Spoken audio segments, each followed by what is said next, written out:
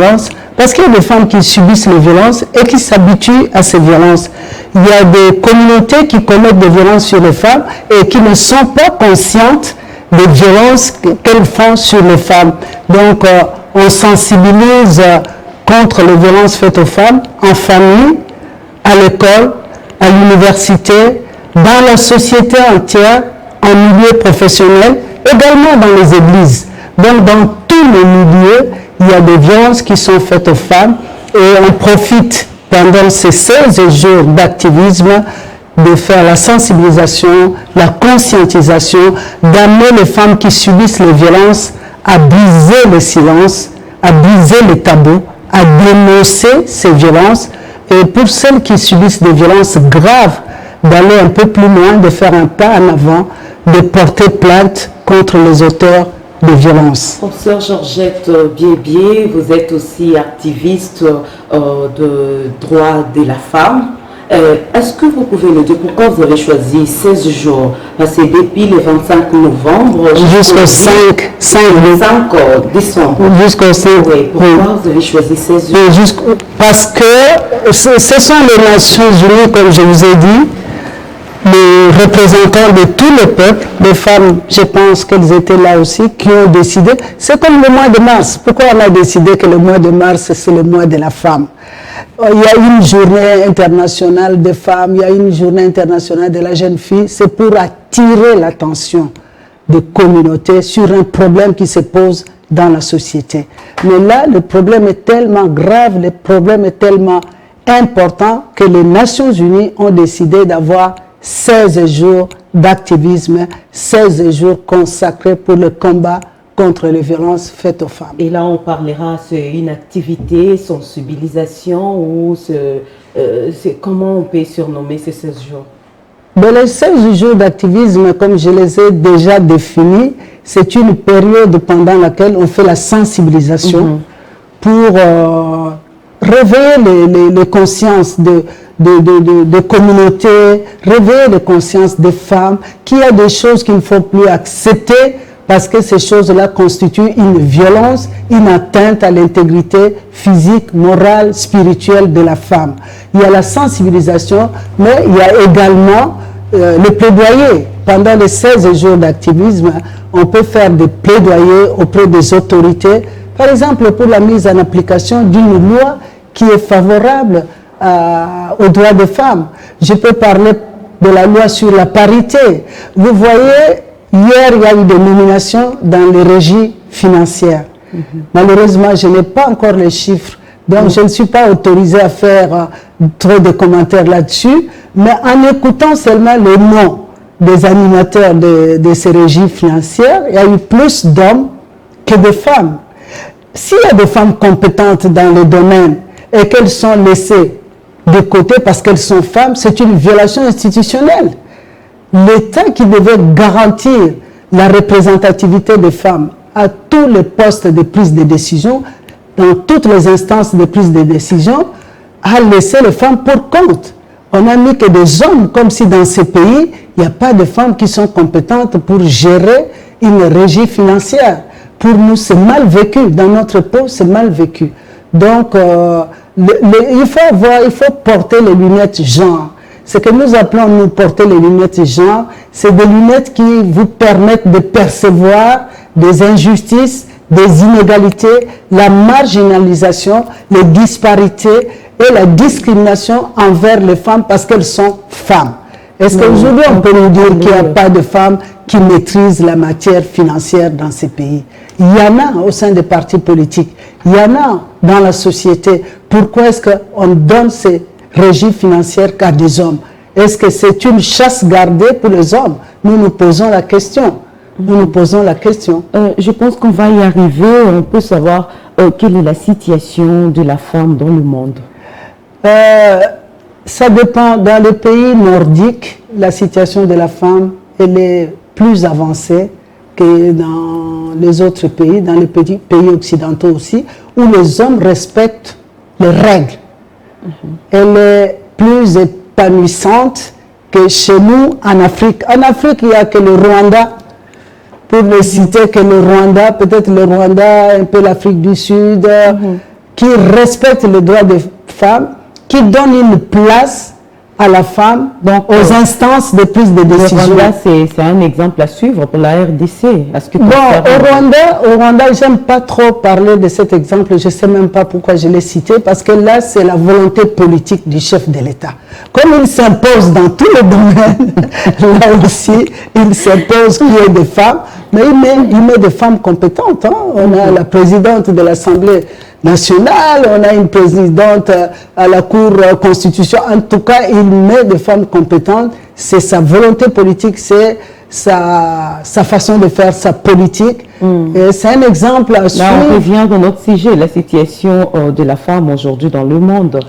C'est ça, je vous dis que ça dépend des pays. Dans les pays nordiques, cette situation est plus avancée que dans d'autres pays où les femmes continuent à se battre pour se faire une place, surtout à la table de prise de décision, parce que c'est là où on prend des décisions.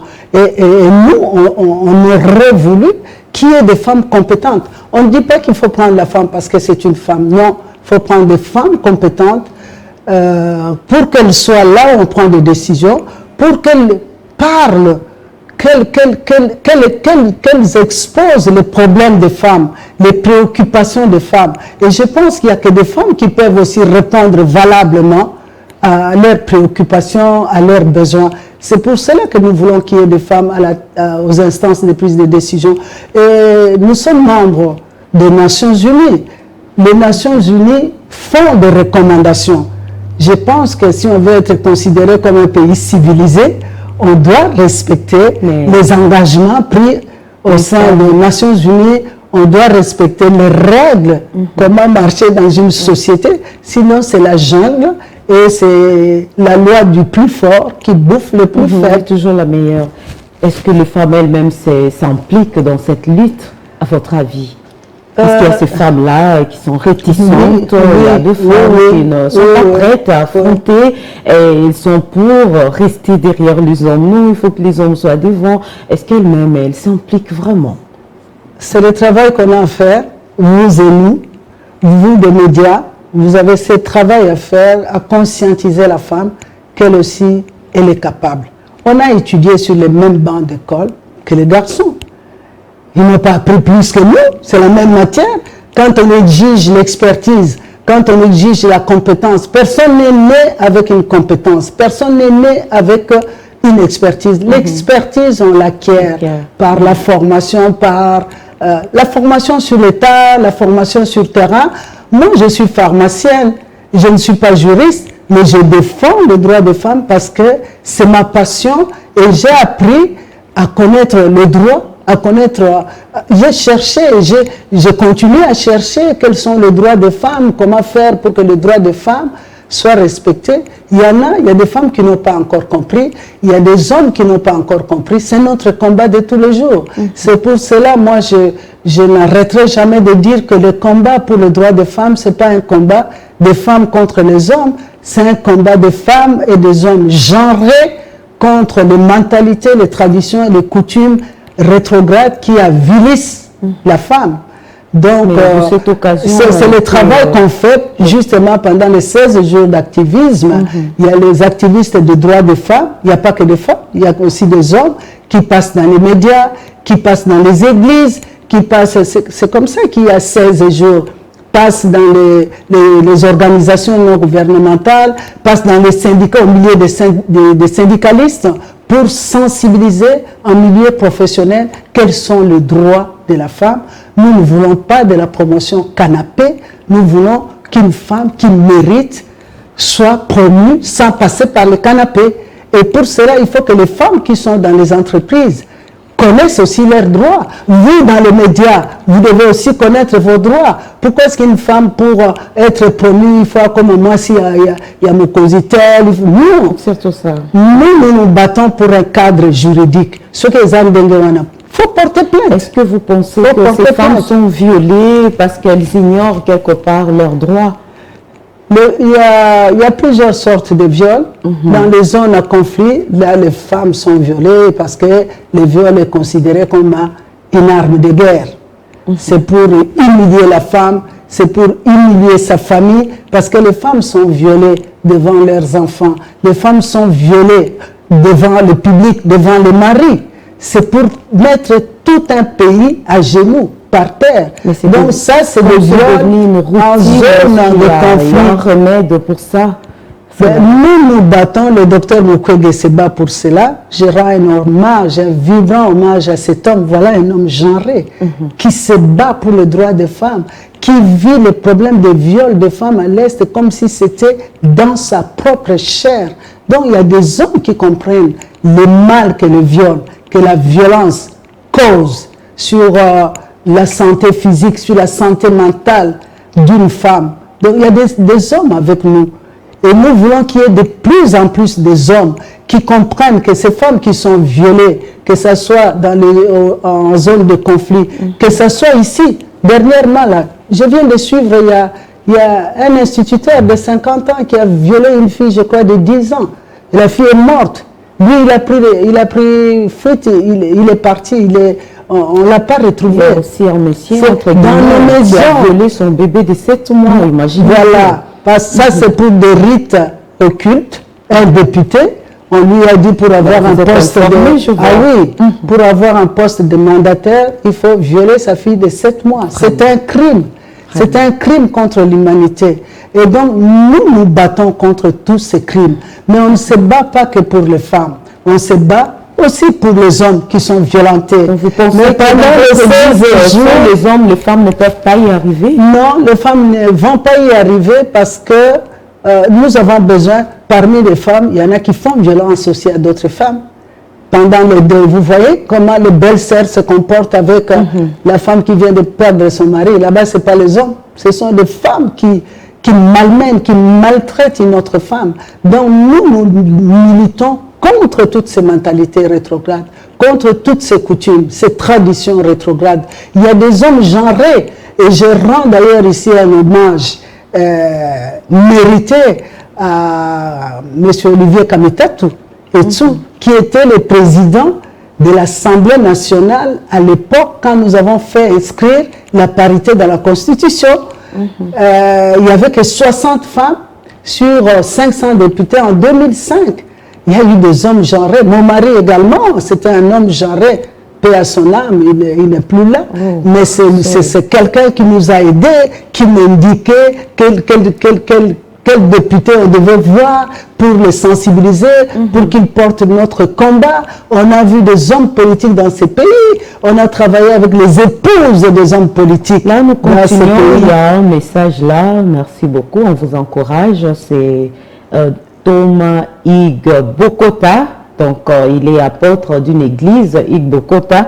Il salue votre courage, votre détermination. Vous voyez qu'il y a des hommes, il y a des hommes aussi, comme il y a des hommes avec courage. Et nous voulons qu'il y ait de plus en plus des hommes qui comprennent que le combat, ce n'est pas le combat des femmes contre les hommes, c'est le combat des femmes et des hommes genrés contre ces mentalités qui portent atteinte à l'intégrité physique, intégrité morale, intégrité psychologique. Quels sont les mécanismes que vous avez pris pour amener les femmes à s'impliquer dans cette lutte? Apparemment, elles pensent que non, on va tout faire pour elles. Je donne toujours dans cette lutte, dans ce combat pour les droits des femmes. Pour moi, c'est une passion. Pour moi, c'est une passion. Ma profession, c'est d'enseigner. Mais ma passion, c'est la protection, c'est la défense, la protection et la promotion des droits des femmes. Qu'est-ce que nous faisons? Nous travaillons sur 3 axes. D'abord, c'est la sensibilisation. C'est dire aux femmes, toi aussi, tu es capable. Tu ne peux pas continuer à accepter qu'on te malmène, qu'on te maltraite.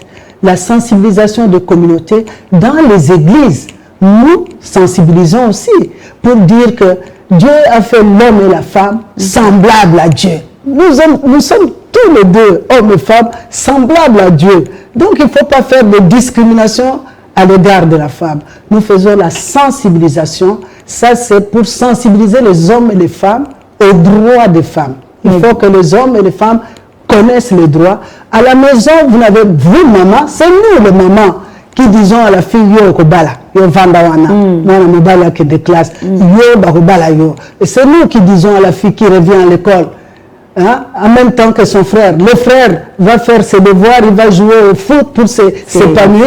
C'est aussi une forme de violence. Ah oui, c'est une violence. Est-ce qu'on peut en savoir plus avec vous? Ah oui, c'est une violence. C'est une violence faite à la petite fille. Parce que le garçon et la fille ont le même droit devant la loi. La Déclaration universelle des droits de l'homme dit « Nous sommes tous égaux devant la loi ». Nous ne sommes pas égaux biologiquement, mais devant la loi, nous sommes tous égaux. Donc c'est ce que nous apprenons à nos enfants qui détermine le comportement de nos enfants dans la société. Oui. Pourquoi est-ce que c'est le garçon va aller jouer au foot? Il y a des équipes féminines de foot. Hein. Nous avons mon léopard que je salue en passant, le léopard femme. Nous avons des équipes de bonnes femmes. Donc, si les garçons peuvent conduire un poids lourd, il y a des garçons de filles. Pas une femme. On apprend à conduire, c'est tout.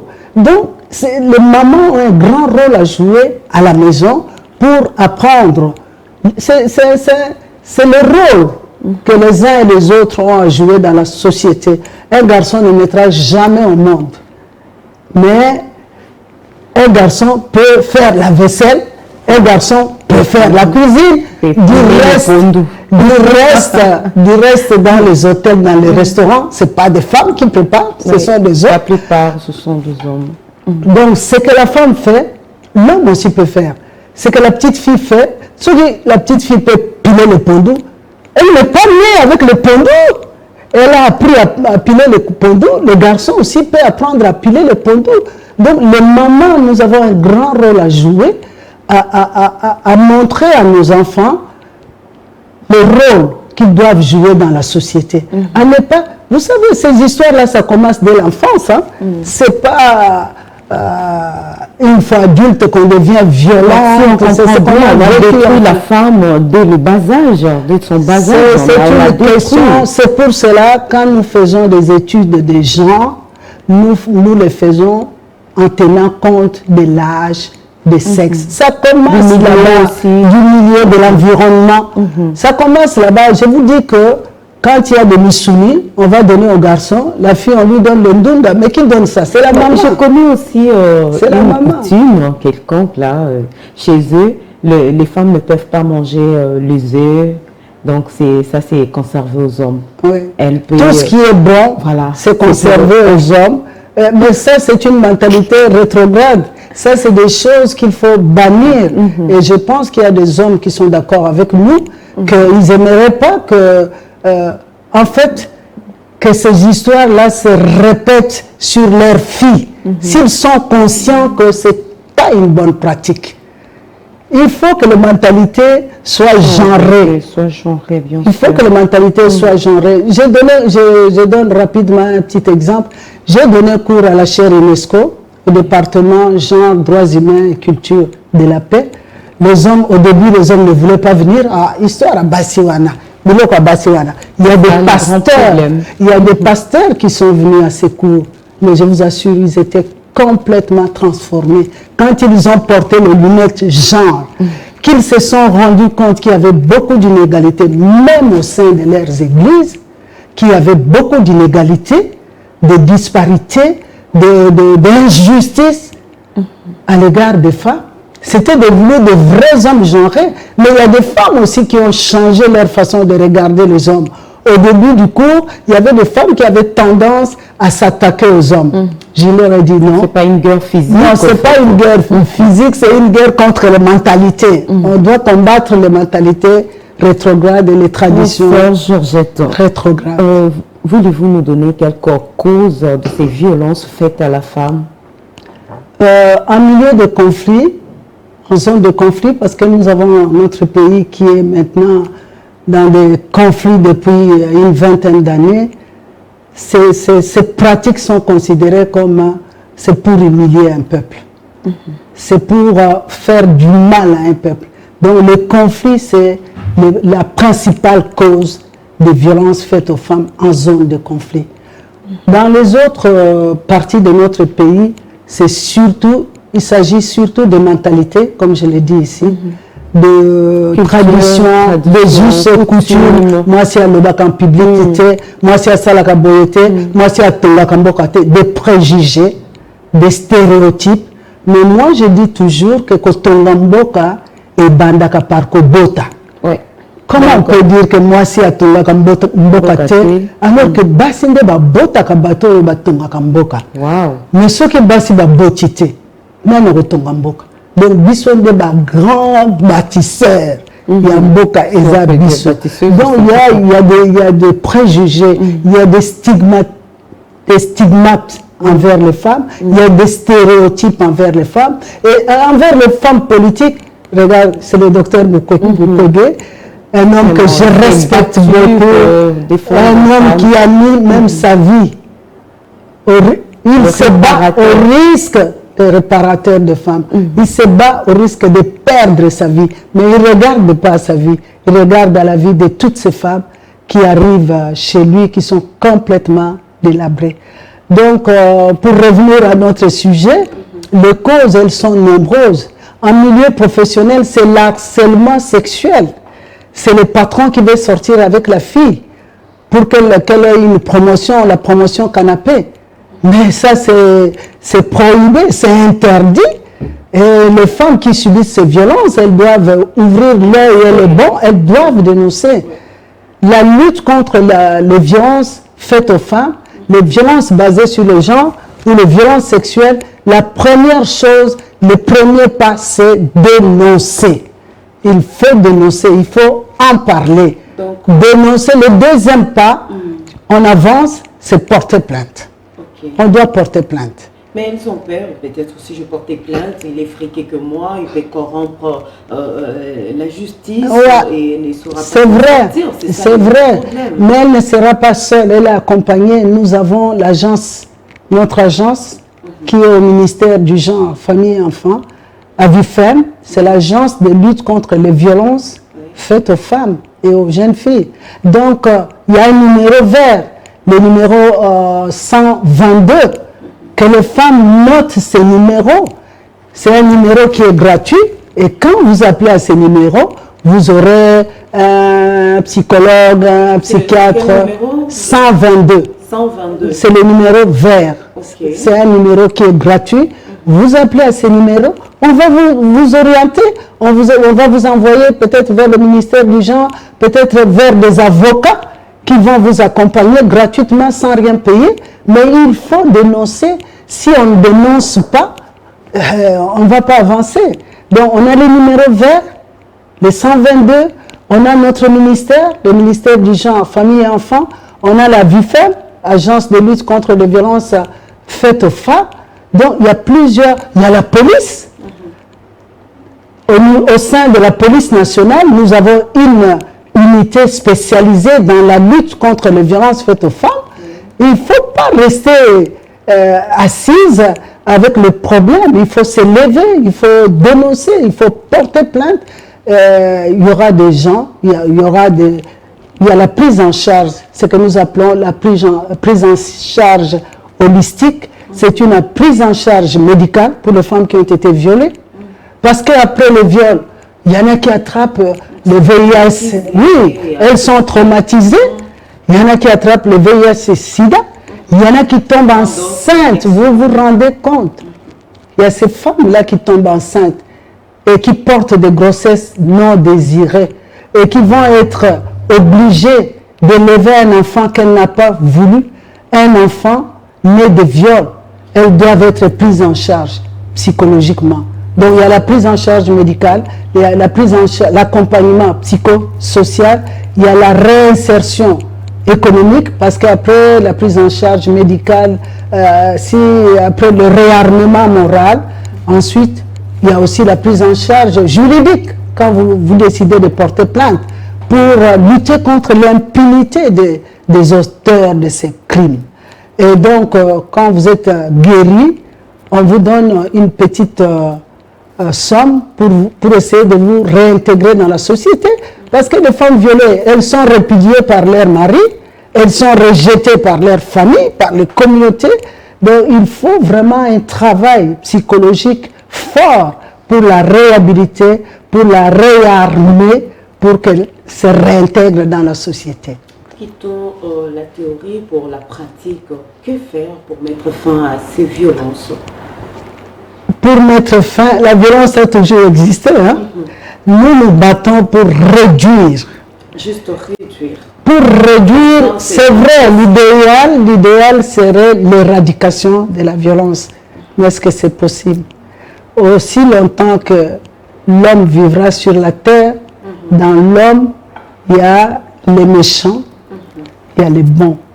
Donc les méchants seront toujours là, mais notre préoccupation, c'est de punir les méchants. Que les méchants ne se sentent plus en sécurité. Que les méchants sachent que quand ils commettent de tels actes, ils seront punis. La lutte contre l'impunité. Que faire pour mettre fin à ces violences? Nous faisons la sensibilisation des femmes pour qu'elles prennent garde. Parfois aussi on dit donc il faut faire attention dans sa présentation, dans sa façon de s'habiller. Il faut faire attention à toutes ces choses. Il faut aussi sensibiliser les hommes pour leur dire qu'attention. Vous savez qu'aux États-Unis, en France, un professeur ne peut même pas tapoter sur l'épaule d'une fille. Parce que si la fille appelle la police, on va l'arrêter. C'est une violence. Vous n'avez pas le droit de toucher une femme qui n'est pas votre femme. Je vais ouvrir une parenthèse, vous allez continuer. Est-ce qu'il y a une dame qui s'est plainte? Elle était mariée et son mari, faute des impositions de la coutume, il y avait des trucs qu'elle a rencontrés, elle n'a pas pu céder et son mari l'a répudiée à cause de ça parce qu'elle ne pouvait pas honorer sa coutume. Et cette femme est maintenant traumatisée, rejetée et elle est même imputée des choses qu'on ne saura expliquer. Elle-même elle ne comprend pas, elle est traumatisée. Ce sont des femmes parce qu'elle nous suit en ce moment. Mais ce sont des maladies psychosomatiques. C'est pour cela que nous parlons de la prise en charge holistique, c'est-à-dire la prise en charge complète. Elle a besoin d'être suivie, elle a besoin d'un accompagnement psychosocial. Il faut qu'elle soit prise en charge, c'est normal parce que son intégrité morale a été atteinte. Il faut qu'elle soit prise en charge, il faut qu'elle soit réarmée. Donc pour cela, elle doit se rapprocher, qu'elle appelle au numéro 122. Je pense qu'elle pourra être orientée, on va l'orienter. Malheureusement, peut-être que ça fait longtemps qu'elle a quitté le mari, mais au moment où elle subissait ces violences, elle pouvait dénoncer, et elle pouvait porter plainte pour violence faite contre sa personne. Elle pouvait être... Il est tard, ne peut pas le faire. Non, il n'est pas tard, mais il faut qu'elle voie les personnes qui vont la prendre en charge. On va lui donner des conseils utiles. Moi, je ne sais pas qu'est-ce qui s'est passé, je ne sais pas quel est son niveau de dépression, de traumatisme. Il faut qu'elle voie. Nous nous sensibilisons, nous conscientisons, nous pouvons orienter, mais il y a des personnes qui sont habilitées pour la prise en charge holistique des survivantes de violences. En tout cas, madame, je sais que vous nous suivez de là où vous êtes et je me réserve de citer son nom parce qu'il faut sa permission. Mais il ne faut pas citer son nom. Une piste de solution que vous avez appelé le numéro 122. 122. C'est le numéro vert. 122, il est gratuit, on ne paye pas. Ok, professeur. La violence faite à la femme, est-ce qu'en République démocratique du Congo, on peut dire que ça en fait culturel? C'est un fait culturel parce que nous avons parlé des mentalités, des coutumes, des traditions, mais il y a aussi la violence institutionnelle qui est faite par nos institutions. Quand on vote, quand on fait inscrire la parité dans la Constitution et quand il y a des nominations qu'on laisse de côté des femmes, c'est une violence qu'on fait aux femmes. On viole la loi. La Constitution, c'est notre loi fondamentale. C'est la loi au-dessus de toutes les lois. Donc, quand un responsable, l'homme, il doit tenir compte des femmes. C'est une résolution des Nations Unies. C'est une mesure à laquelle nous avons souscrit. Donc, il faut la respecter. Donc, il y a eu déjà les nominations de femmes au poste de mandataire public.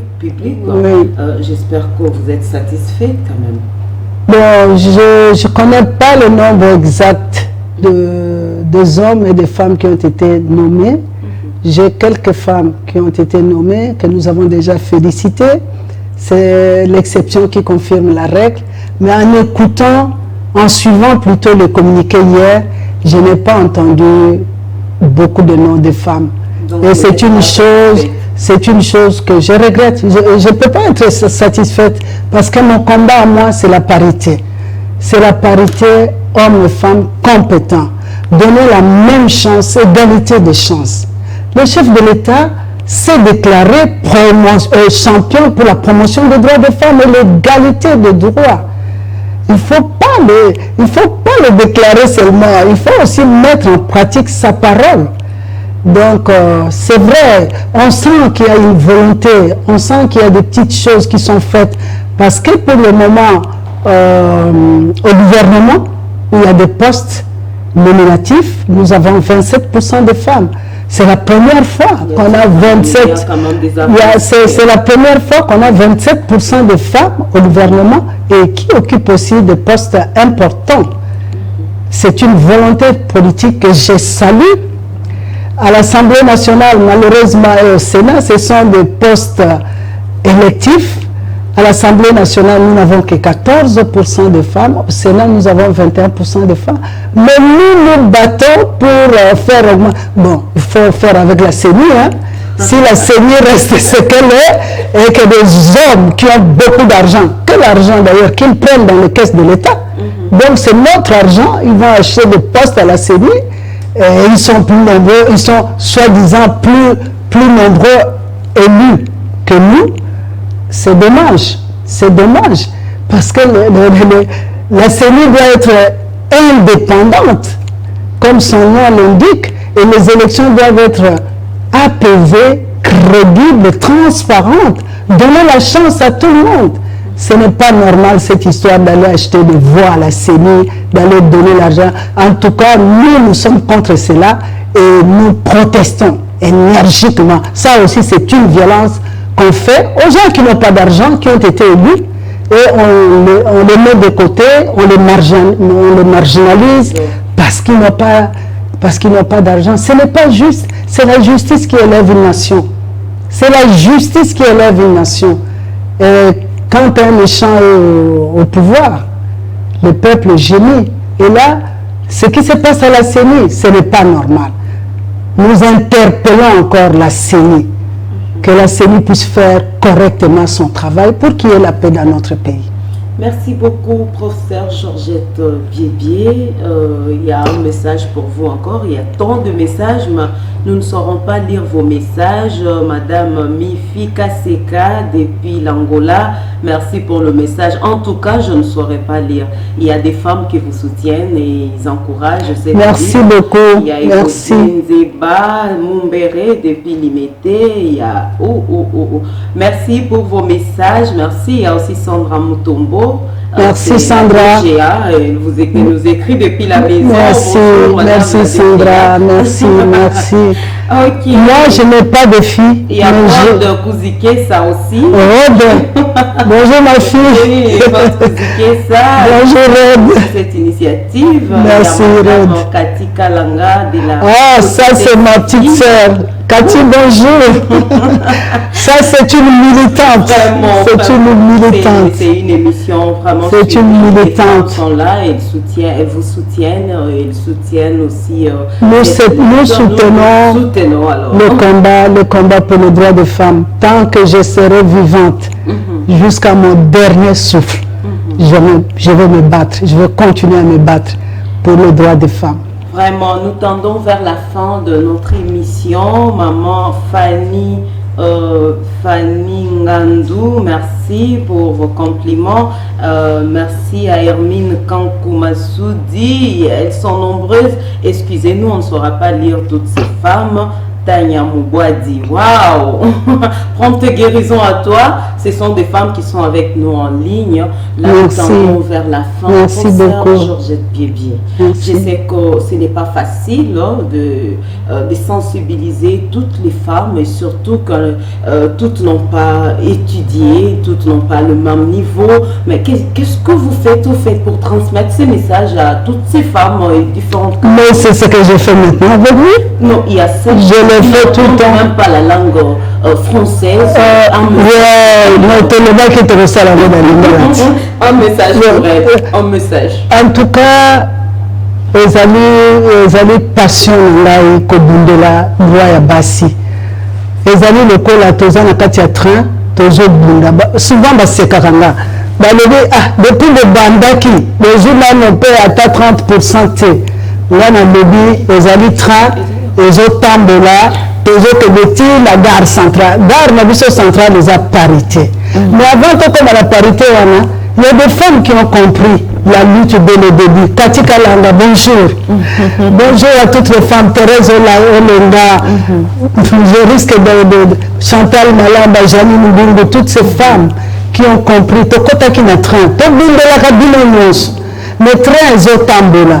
Basusu bazokota na kati ya train wana. Bazosenga basi nyonso bazolanda biso bokota na kati ya train wana to continuer kobundela droit na biso ti tokozwa parité. Parité wana eza droit, eza cadeau te, eza faveur te tozosenga epai ya bana oyo tomemaka 9 mois na libumu na biso oyo tobimisaka wana bana wana. Ils sont obligés de reconnaître que ma maman na biso baza pe na badroit na bango et sengeli to respecter badroit ba maman et sengeli ba maman bazala pe na espace d'expression. Il sengeli que ba maman bazala na esika bazwaka ba décision to bundaka pamba te to bundaka parce qu'il faut kaka pour ta politique, il faut ka na politique pour maman la exécuter. 16 jours d'activisme yango na bacheli bino contre violence faite aux femmes. Pendant que je poste na politique, il faut que tu aies un parti politique. Malebaka, si tu as quelque chose en toi, l'anda appelle nayo. Ce que Bengami peut de la base, il y a un syndicat, quand on a un syndicat, mais les autres ne pas le droit, il y a basi au basalaka. Quand on a ONG la défense des droits de l'homme, quand on a bundela, là na banda qui na ONG. Aujourd'hui, je suis dans un parti politique, mais ça ne m'empêche pas de continuer la lutte pour les droits. Et puis, la bundela rabasi n'est sur Congo. Pendant que pouvoir exercer, opposition exercer, lutte la biso ya basi n'est sur Congo. Parce que le laisse on a passé 50%, bako ponaka kabasi ya pouvoir te, bako ponaka kabasi opposition te, bako zo ba basi o bazali compétente. Yango na na sengi basi boyekola. Il faut continuer à apprendre. La connaissance est très importante. Parce que si comme on a une nomination, on va la paix diplôme. Nous, on a promotion canapé, on nomination canapé, et toujours combattre de plus en plus, et qu'on a la femme compétente. Basi, botika koye kolati. Boko takaba classe, boko takaba séminaire pour apprendre. Parce que du tombé est aussi la boucolote comme ça. Alors, c'est vraiment intéressant. Maman Mireille Moke KBA depuis Ituri, avant la bouille en état de siège. Bonjour maman Mireille, tu as la bouille,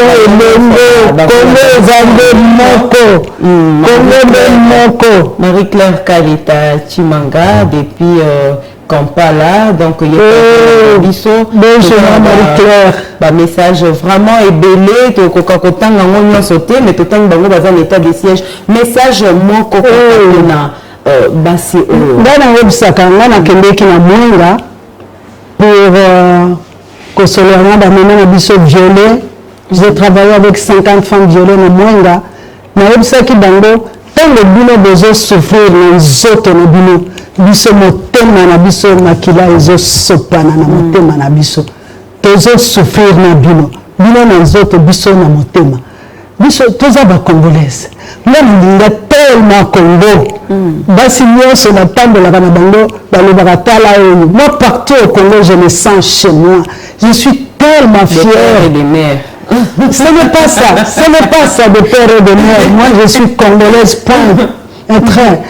Je suis tellement fière d'être congolaise, d'avoir un si beau pays, un si grand pays. La richesse, il y a beau. Ce qui m'a fait Ituri, je suis chez moi. J'étais à Mwanga, j'étais chez moi. Bassi, on a travaillé avec ces femmes violées pendant 10 jours. Je vous assure qu'après 10 jours, c'était d'autres femmes épanouies. Donc, ici, dans l'idéologie, que ceux qui vont violer, le côté, ceux qui font Zalana, eux, ils violer qui yo. Que Banga, ils font Zalana, eux, ils violer qui yo. Nous, ça y est, nous, m'abêter. Mais nous avons en qui nous croyons, assez à Sokolio. Donc, cause de la ressource, la solité, cause de la Banga, il faut reprendre vie. La vie est toujours plus forte que la mort. Tu dis que les femmes violées, ce sont des femmes qui se meurent quand elles ne parlent pas. Mais quand elles sont prises en charge, elles peuvent se réadapter, elles peuvent se réintégrer. Donc, ma maman Yabounia, Kuna Ituri, on est de tout cœur avec vous. Vraiment, on prie tous les jours pour vous. Et plutôt qu'on fait ça, parce que c'est la parole. C'est la parole qui crée. Le Congo ne sera jamais divisé.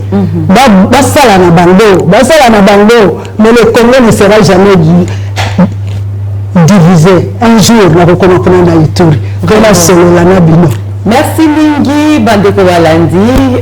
Bien sûr, tu banda qui na français. Ah, tous ceux qui sont à Lingala. Ah, obligé. Oui, obligé. Tu dis que maman, obligé. Ayoka, Landa émission, émission, ils ont révélé. La formation est allée sur les différentes formes de violence. La formation est allée sur la prise en charge holistique, sur le plaidoyer, comment tu peux dire pour que les droits ne soient pas respectés. La maman, ceux qui ont béni la formation, nous devons que matanga. Donc, il y a la formation. Donc, il y a 3 jours on attend. Si il a levé 3 jours à formation, il faut un sacrifice. Sans sacrifice, on n'a rien. Vraiment, maman Philomène Wakuteka, j'espère que Yoki, pour Yozomi tout ça pour la formation, déjà piste, il y a solution, il y a souci. Merci beaucoup, nos chers fidèles téléspectateurs. Vous étiez là, nombreux, en train de nous suivre en ce moment. Zanga Wabino, Constance Chimanga, Ayamba Kipona Bino, la personne spéciale, on annonce qui au départ, professeur Georgette Biébié, Azali Songo.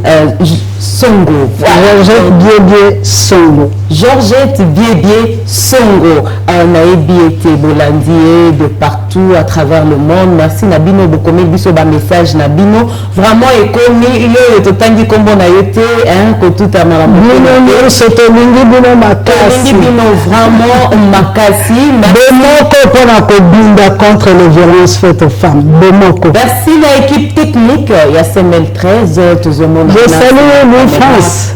Bon, d'accord, je vous laisse alors 2 secondes. Vous saluez vos Je salue Jacques Alongi, qui n'est pas là, mon complice. Et puis Louis France, mon fils. Et Rod, salut. Naba maman nyonso balenda, te banda lutte, te bunda na katia lutte, plus de 20 ans, à Sun City, partout, te bunda là-bas à Congo. Na possibilité le sac, na Longonia. Merci beaucoup à tout comme pratiquement la Souka. Nous sommes à la fin de notre émission. Merci pour votre patience. J'espère que c'est pour une première fois que nous parlons de femmes, mais ça ne sera pas une dernière, professeur. Ça, c'est une promesse. Je suis disponible pour les droits des femmes, pour parler de tout ce qui concerne les droits. Pas de futilité, les droits des femmes. Merci. Au revoir, chers téléspectateurs. À plus. Au revoir.